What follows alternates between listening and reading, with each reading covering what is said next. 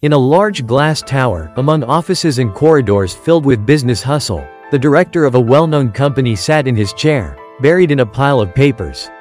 The day had been particularly difficult.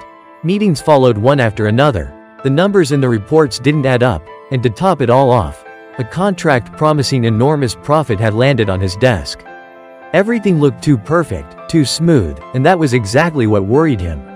Outside the window, the city was noisy, but into the office quietly entered a cleaner with a rag and a bucket.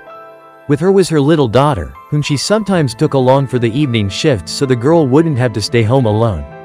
The girl loved these trips. She got to sit in the soft armchairs, look at the large windows, and sometimes even pick up the phone on the director's desk, pretending she was an important boss.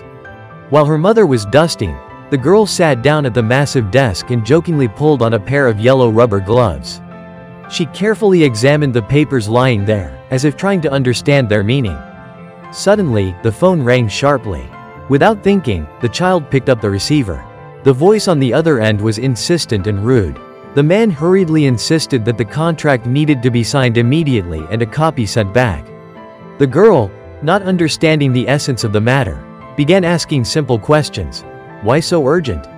What if it's tomorrow? Who are you anyway? At first, the interlocutor tried to ignore her childish spontaneity, but then, losing patience, he let slip about things that should never have been said aloud. He mentioned fictitious data and forged figures.